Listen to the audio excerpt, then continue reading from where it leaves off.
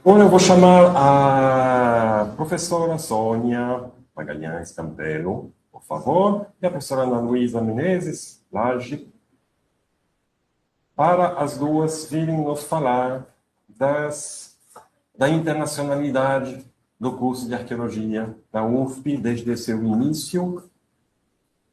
A gente vai trocar isso.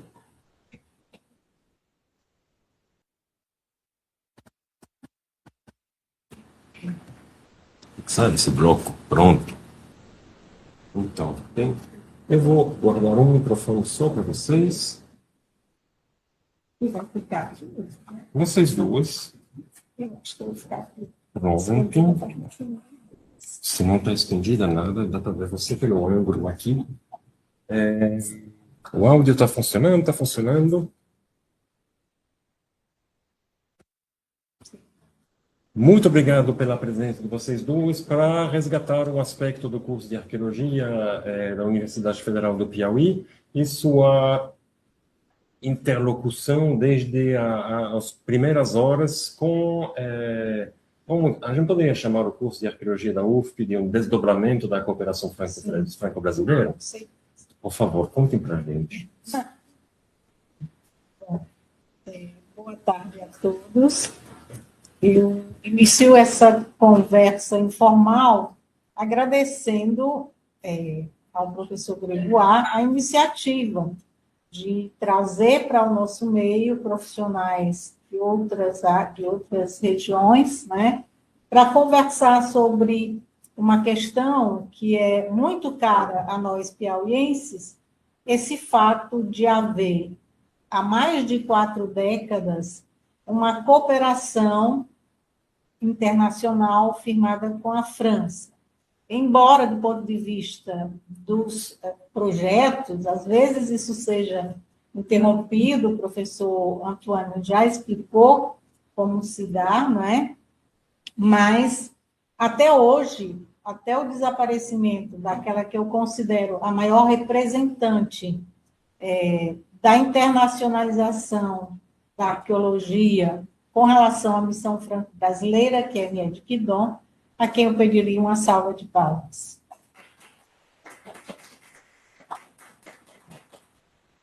E ela, então, não interrompeu, na verdade, essa ligação, porque até bem pouco tempo eu via em São Raimundo do Nonato a presença de pesquisadores franceses continuando o projeto inicial, né? E, anualmente, ela trazia pessoas para dar continuidade ao trabalho na Serra da Capivara, né? Essa parceria começa muito cedo, como já foi explicado anteriormente, nos anos 70 ainda, ela começou, ao ver fotografias de pinturas lá de São Raimundo, quando eu trabalhava no Museu do Ipiranga, e com colegas do próprio Museu do Ipiranga e outros daqui da universidade, como a professora Vilma Chiara, que foi citada hoje de manhã, não é?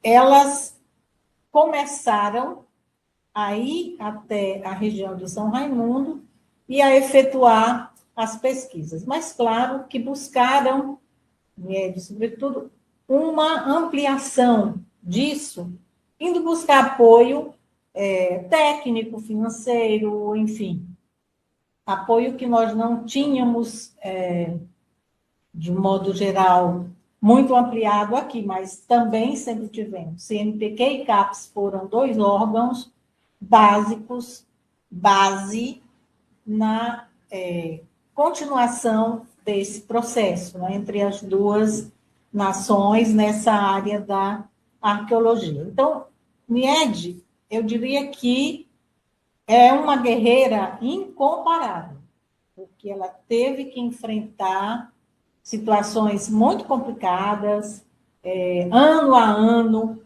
renovando pedidos, porque não se tendo uma verba, digamos assim, destinada para a pesquisa arqueológica, que já não é uma coisa muito comum, cultura, a gente sabe, que em geral é deixada um pouco de lado, né? Em determinados momentos, a gente vive situações mais tranquilas de investimentos na cultura, de investimentos na educação, mas nem sempre é assim. E a arqueologia é uma coisa muito mais restrita ainda.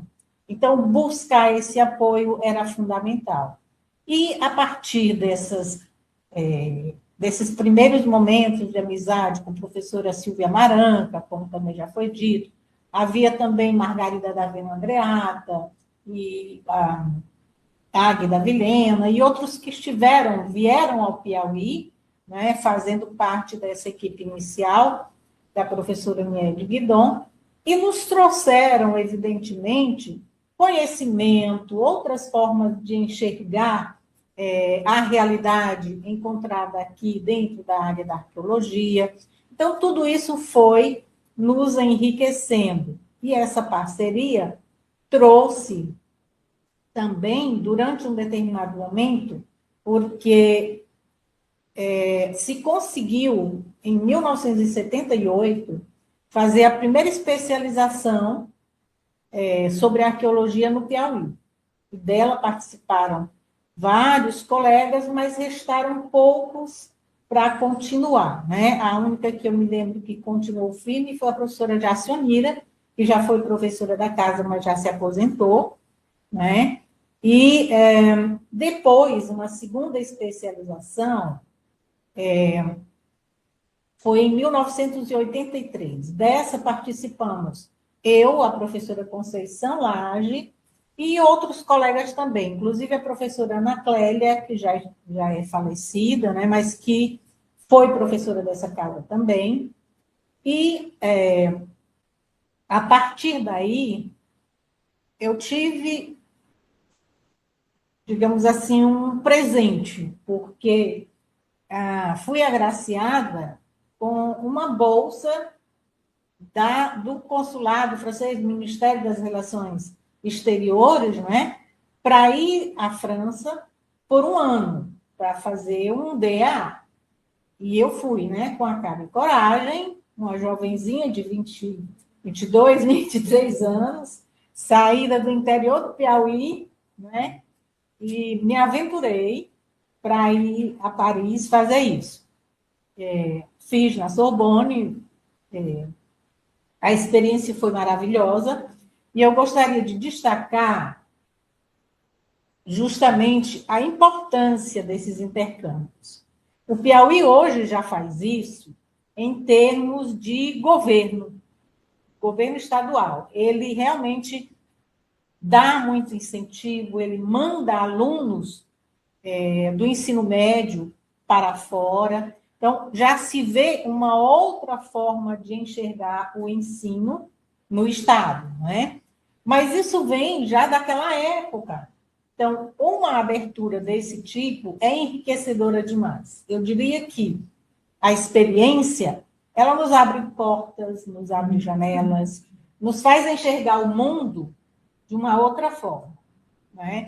Então, o simples fato de você ter o contato com uma outra cultura já traz para o seu mundo e o mundo que está à tua volta uma riqueza incomparável. Então, eu, a professora Conceição, mãe desta moça, somos um exemplo vivo dessa cooperação, né? É claro que nem tudo são flores, a gente chega não amadurecido, vai enfrentar outro tipo de clima, outras formas de vida. Então, isso não é fácil.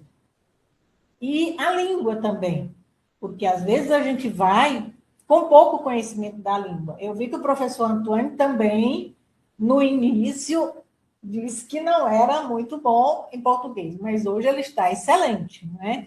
Na fala dele, a gente viu que é perfeito o português dele. Então, apesar de tudo isso, a gente consegue, né, resultados, e naquele momento, por exemplo, eu tinha uma missão que era analisar o Boqueirão da Pedra Furada, o sítio mais conhecido da região de São Raimundo Nonato, tentando utilizar a informática, que era uma coisa nova. Isso foi em 1985. Eu fiquei só um ano, 85, 86, né? E, nesse período, eu tinha que tentar analisar o material do BPF utilizando a informática. É claro que eu não sabia nada de informática, nem sou muito boa nisso, né? O Greg sabe. E aí, as dificuldades são muitas, né? Mas eu não sou besta, então eu levei o meu o meu painel do BPF para poder analisar as figurinhas, porque de outra forma eu não teria como. E aí só assim eu pude preencher as fichas e mais fichas que eram necessárias para o computador. Acho que um data center daqueles trambolhos bem grandes que a gente nem chegava perto, a gente só passava os dados para alguém fazer isso, né? Enfim, essa coisa com a TI, eu acho assim muito seca, né?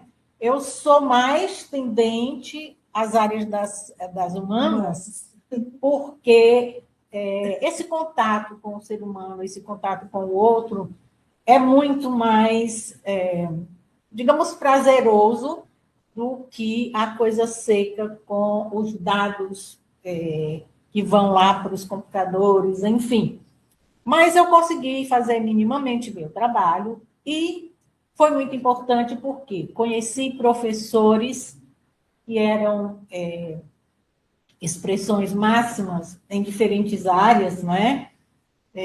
Fui a lugares diferentes, incríveis, porque é o outro lado que essa cooperação me mostrou, é do cuidado com as pessoas de fora. Quer dizer, eles aproveitam, no caso da França, eu vi, para oferecer determinados roteiros acessíveis aos alunos, para que eles possam fazer uma imersão na cultura francesa mesmo, local. Então, eu tive a oportunidade de visitar alguns lugares fora da área de Paris, não é? E a Bolsa me proporcionou uma moradia. Claro que a gente tinha que pagar minimamente essa moradia, mas foi uma moradia num lugar excelente, no Quartier Latin, no centro de Paris, né? Uma casa de estudantes, onde eu entrei em contato com diversas regiões do mundo, porque havia aluno de todo lugar, né? Só para vocês imaginarem, tinha aluno do Vanuatu, das Ilhas Maurício, da Argélia, de tantos lugares que você acaba entrando em outros mundos, não é? Muito rapidamente, mas sim, é muito importante. Então, tudo isso é conhecimento novo e se reflete no trabalho que você faz posteriormente. Retornando de lá, a professora Conceição ia para fazer o doutorado completo. Eu passei só um ano, ela já foi para passar o período do doutorado completo, né? Mas aí, quando eu retornei, eu tive que assumir o núcleo de antropologia. Até então, tinham ficado no lugar de Niede Laurence Pé, a filha de Annette, né, que eu tive o prazer de conhecer. Infelizmente, não conheci a Annette Pé, mas a filha, sim. E, aliás, eu gostaria de fazer publicamente um agradecimento, porque foi com ela que eu aprendi a pesquisar, a elaborar relatórios de pesquisa, a ser muito criteriosa nas pesquisas, no levantamento de dados e em tudo mais, porque antes de ir para a França, ainda na especialização, eu tive uma bolsa do CNPq de iniciação científica, não é? E foi nesse momento em que ela me ajudou a entrar no mundo da pesquisa, e a partir daí eu fui tomando mais gosto ainda pela área e por esse trabalho, e depois veio, então, a bolsa do consulado, né? Que eu Considero que a universidade hoje está se voltando, se preocupando mais com o fortalecimento desses laços internacionais, dessas cooperações. Eu acho isso muito importante. Espero que a reitoria realmente procure incentivar, levar adiante e fazer com que haja mais contatos, não é? Então, a missão franco-brasileira foi o início de tudo, lá em 72, 73, com o IED, e, por incrível que pareça, não morreu. A gente viu que é renovada agora, com outros profissionais, vivenciando outras realidades, mas ainda no nosso estado. E o que essa missão trouxe como resultado, vocês não podem imaginar. Nós estamos aqui hoje reunidos em função dela. Por quê? Porque Mied tinha a preocupação, ou uma daqueles desafios que o professor colocou hoje de manhã, não lembro se os desafios ou outro aspecto que ele mostrou, que era o da formação profissional. Então, ela não queria, para si somente, a continuação do trabalho, o fazer arqueológico, ela queria que outros continuassem a fazer isso. Então, essas duas especializações que foram abertas eram nesse sentido. Como a primeira não vingou do ponto de vista de permanecerem muito mais pessoas trabalhando, foi feita a segunda. E dessa, ficamos pelo menos 3 ou 4 pessoas, mas depois entramos Conceição e eu. Quando eu fui para a França, eu já estava no quadro da universidade, então isso me facilitou também a permanência, não é? Porque eu tinha que cuidar dos meus pais, e então eu pegava o dinheiro do trabalho para deixar com eles, e da bolsa, né? Pagava a estadia e tal. Enfim, então, a partir daí, houve a criação do Núcleo de Antropologia Pré-Histórica aqui dentro da UFP, em 1984 ainda, logo que terminou a especialização, ele foi criado, né? E quando nós entramos, nós fomos para dentro dessa estrutura, mas Laurent Pé ficou como coordenadora até o meu retorno. E depois, quando Conceição voltou, ela foi para a coordenação. A gente ficou muito tempo revezando, até recentemente que foi mudado alguns entraram novos pesquisadores, novos professores, entraram para o núcleo, né? Mas o que acontece hoje é em função daquilo. O núcleo foi criado por Mied. Ela disse, olha, chegou um momento em que eu já fiz a minha parte. Eu formei alguns profissionais, quero que eles continuem aqui, mas eu vou viver lá em São Raimundo Nonato. Eu quero terminar minha vida em São Raimundo. E ela nem estava aposentada da França ainda, porque ela era professora da École des Hautes Études. E ela ficou ainda algum tempo, depois se aposentou e foi viver em São Raimundo. Qual era o objetivo dela? Aprofundar o conhecimento o máximo possível sobre uma área. Porque ela dizia, não adianta a gente ficar pulando de galho em galho e não ter resultados substanciais. Então, é preciso conhecer melhor para poder ter o que dizer dessa área, o que falar dela, e mostrar para o mundo que a gente tem aqui algo que é excepcional. Conheço várias áreas, mas com esse acervo que a gente tem aqui, com as características que a gente tem aqui, não há. Então, eu vou me empenhar em permanecer nesse lugar e continuar esse estudo lá, não é? E assim foi feito. E, ficando aqui na universidade, a gente lutou para conseguir a abertura de um curso de graduação. Não havia no Piauí inteiro. A gente dizia, nossa, o Piauí é tão rico, é um celeiro de culturas, é uma área tão cheia de coisas para se estudar e para se fazer, por que não existe uma formação a nível de graduação para formar alunos, não é? E aí eu me preocupava muito porque eu dizia, como vamos criar um curso de graduação se somos só 2 professoras com formação para dar aulas para os alunos, como é que nós vamos oferecer as outras disciplinas, enfim. Criamos o projeto, não é? Mas aí, Ana Clélia, a outra professora, naquele momento, foi para a Inglaterra. Também numa parceria que o MIED conseguiu para que ela fosse para a Inglaterra fazer o doutorado dela. E aí já diminuía também o número de pessoas para trabalhar no curso, né?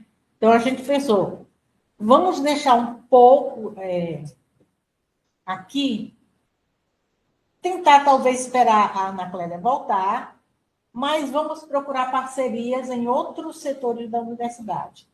E aí fomos atrás de professores da área da geografia, da geologia, da biologia, de várias outras áreas, e montamos um curso mais ou menos, ficou pronto. Mas aí a gente disse, mas olha, somos só 2 mesmo, como é que vamos fazer, né? Mas, enfim, e nesse intervalo de tempo, em Marie-Pessis, que estava em São Raimundo, e assim, também tenho que agradecer, porque ela me ensinou muito sobre arte rupestre, né? Tudo que aprendi foi de Nied e dela. E, aliás, a Nied me disse que, olha, agradeço a Marie, porque ela conseguiu do consulado que você permanecesse mais um mês em Paris. Então, assim, aprendi muito. Evidentemente, ela trouxe desde a segunda especialização essa coisa do cinema, da antropologia, porque ela trabalhava imagens, fez o doutorado dela em cima disso, né? E foi muito importante na criação dessa classificação, que se tornou muito conhecida posteriormente, foi a primeira sistematização, digamos assim, da arte rupestre, né? Junto com o MIED, fizeram um catálogo, analisaram dezenas, centenas de sítios para propor uma classificação, e para elas era inicial, mas acabou permanecendo como a única, porque depois ninguém foi lá mais mexer, não é? Então, ela tem um papel muito importante também nesse processo. E aí, nós conseguimos, bom, nesse intervalo de tempo, como eu dizia, ela articulou e criou o curso de arqueologia lá na Univasp, que a gente tem aqui um colega representante, né? 2? Ela também. Bom, e a Univasp foi criada, mas logo em seguida nós conseguimos criar a graduação daqui também, né? Não só a graduação, mas pouco tempo depois, a pós-graduação. Então, nós ficamos com uma graduação e um mestrado, mas já com o doutorado aprovado. Só faltava fazer a PCN e levar adiante. Mas aí são muitos percalços, muitos problemas que a gente vai enfrentando, enfim. Qualquer hora dessa a gente faz a PCN, não faz, professor? Mas conseguimos implantar esses 2 cursos. Tudo isso fruto daquele trabalho inicial dessa cooperação, né? Foi muito importante a participação dos professores franceses que vieram para a nossa formação, de professores daqui que foram até lá em determinados momentos. A professora Conceição vai relatar que ela esteve lá para alguns estágios, enfim. É muita história para dizer que a cooperação franco-brasileira, nessa missão do Piauí é algo de um valor inestimável e se deve, como já disse, ao esforço de Miede e de uma miríade de auxiliares que ela sempre teve ao seu lado, né, para nunca abaixar a cabeça diante dos obstáculos, enfrentar até ameaças de morte, né, às vezes, lá na região de trabalho dela, mas conseguiu. Aliás, conseguiu 2 grandes sonhos, um dos quais eu nem acreditava que ela conseguisse. Primeiro foi a implantação de um museu do homem americano.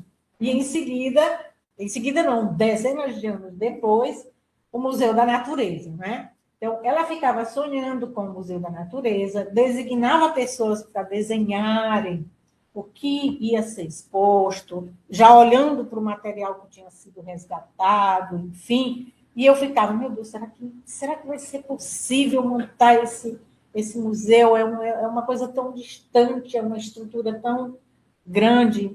Consegui.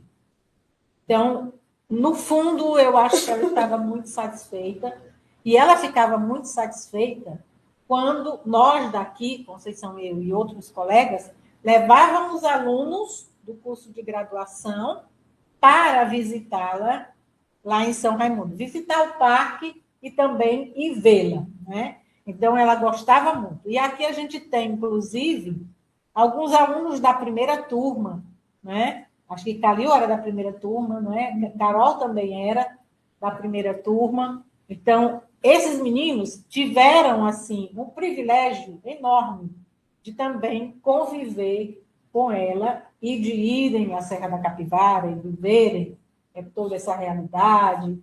Enfim, quando, num determinado momento, Niede foi para São Raimundo, e ela disse, mas eu não vou depender da estrutura da universidade, porque aqui é muita burocracia, tem muita dificuldade. Eu vou criar uma fundação para poder ter mais liberdade de fazer os pedidos, planejar, ir atrás de verbas, enfim.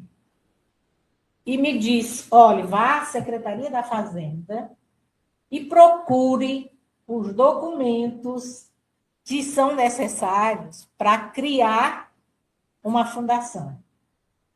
Né? E fui eu lá na Secretaria de Fazenda, atrás deste documento, levei tudo para ela. Bom, num determinado momento, fui para São Raimundo, para uma das missões, eu trabalhei em vários sítios, inclusive com ela, escavando, Toca de Cima dos Pilões, Toca da Janela da Barra do Antonião, Sítio do Meio, BPF junto com o Fábio, enfim, em vários momentos, não é? E numa dessas idas, a gente tinha que retornar. E ela me disse, Sônia, você não vai por Floriano, você vai por Oeiras. Eu disse, por que, Niede? Eu tenho que ir por Oeiras. Nesse tempo, a gente tinha uma Toyota. Aí, peguei a Toyota e fui para Oeiras, com toda a documentação para fundar a Fundam, certo? Tem gente que tem raiva quando eu digo assim, ora, eu fundei a Fundam. Mas foi nesse sentido, né? De ter ido atrás, de fazer aquilo que ela precisava naquele momento, tá? Então, é isso. Só vou encerrar, porque eu já estou me alongando demais, trazendo essas memórias de mais de 40 anos, parece que foi ontem, está tudo vivo aqui, né? Apesar da velhice e dos Alzheimer que hoje impedem a gente de lembrar dos mais recentes, os mais antigos a gente lembra muito, não é? Então, eu queria encerrar pedindo desculpas porque eu não estruturei uma fala, só fui lembrando dos acontecimentos, né? E agradecendo pela presença e pelo convite para participar do evento. Muito obrigada.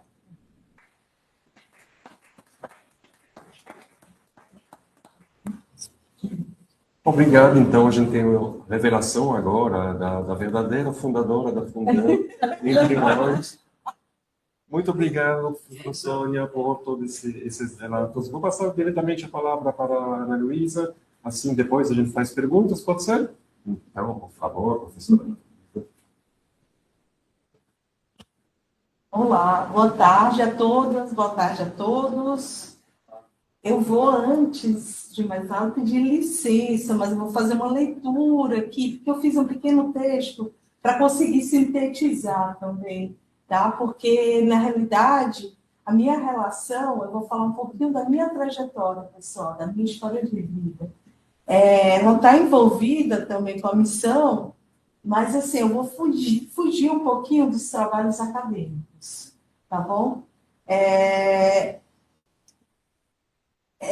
Como missão franco-brasileira, marcou a minha trajetória pessoal, familiar e depois profissional na arqueologia, tá? Quando se fala em missão científica, geralmente pensamos em projetos, relatórios, financiamentos, resultados.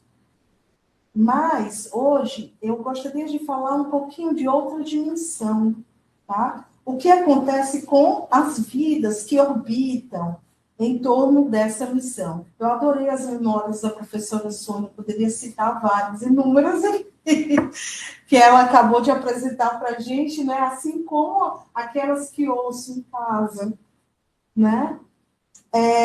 Mas, assim, no meu caso, a vida, eu vou falar para vocês, a vida de uma filha que cresceu entre a Serra da Capivara, Teresina e Paris, tá?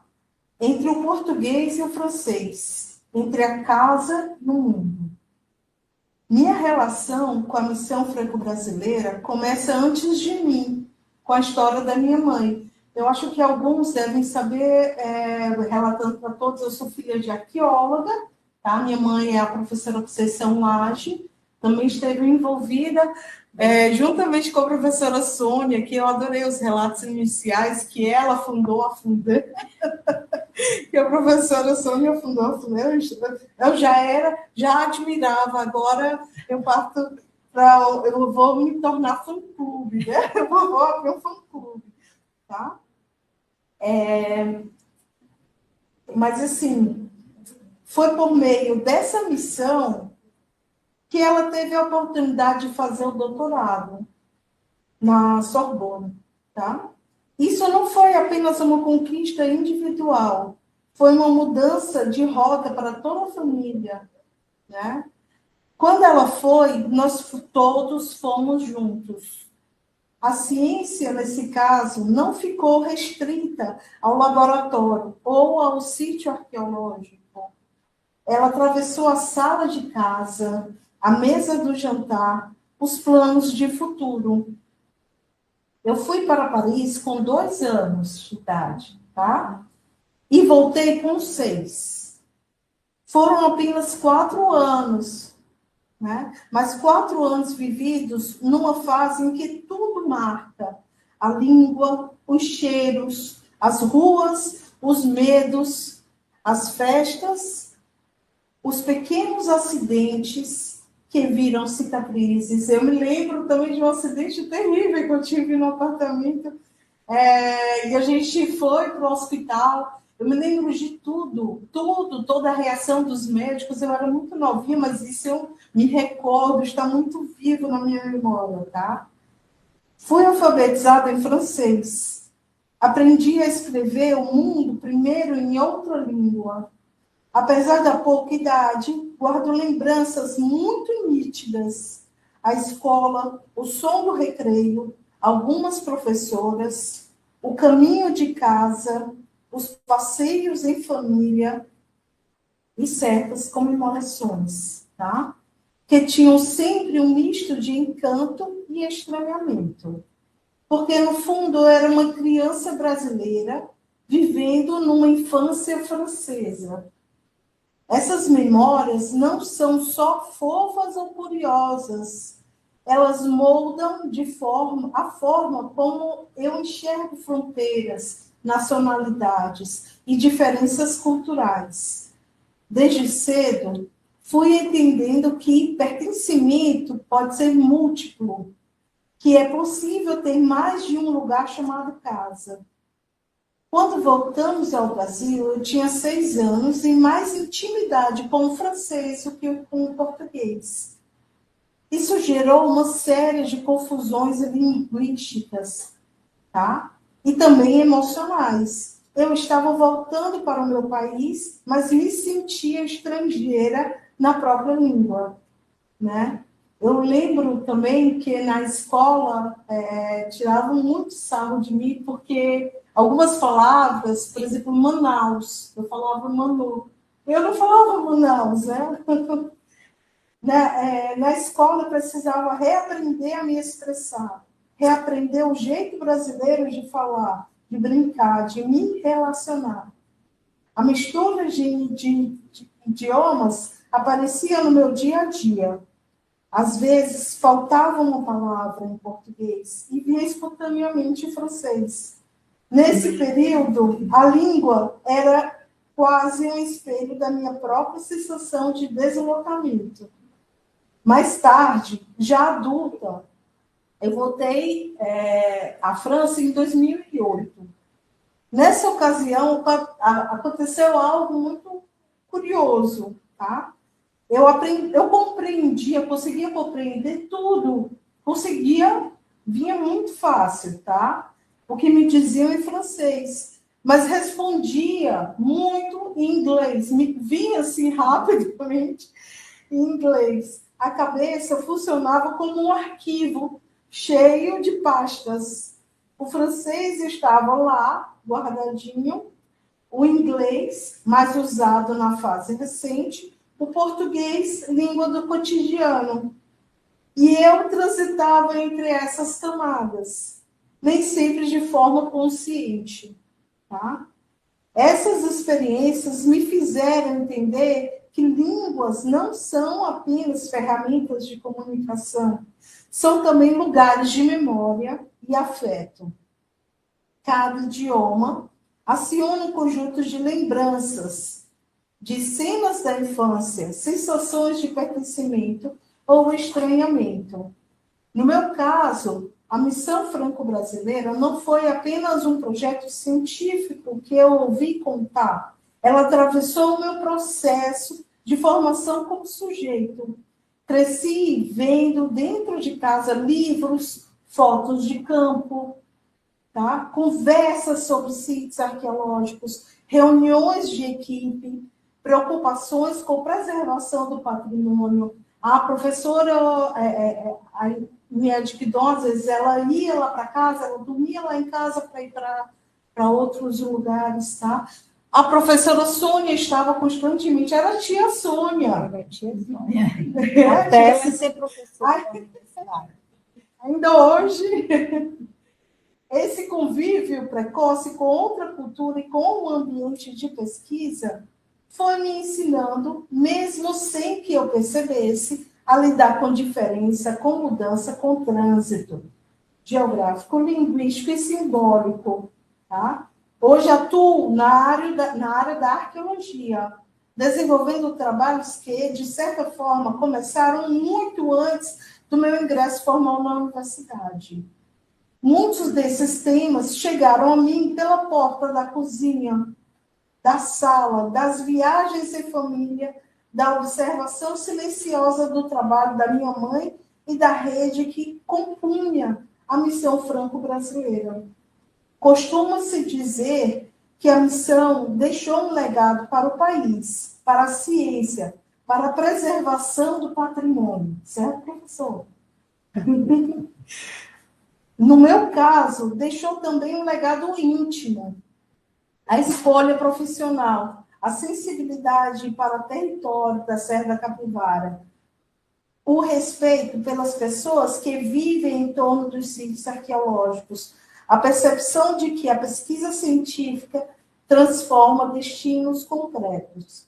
Quando hoje participo de projetos em salas de aula, orientações ou atividades de campo, carrego comigo esse fio que liga a menina alfabetizada em francês a arqueóloga que trabalha no Brasil. É como se cada relatório, cada artigo, cada ação de preservação tivesse, em algum ponto invisível, a marca daquela experiência inicial. A missão como espaço de encontro entre países, mas também entre gerações. Ao falar da minha vivência com a missão franco-brasileira, estou falando de ciência, sim, mas também de família, de deslocamento, de educação e de afetos. A missão ampliou horizontes acadêmicos, mas também redesenhou mapas internos. O que entendo por casa, por língua, por futuro. Se hoje me reconheço como arqueóloga, é porque antes me reconheci como alguém atravessada por esse diálogo franco-brasileiro desde a infância. A missão não foi apenas um capítulo da minha história. Ela é o próprio enredo que me trouxe até aqui, diante de vocês, para compartilhar esta trajetória. Muito obrigada.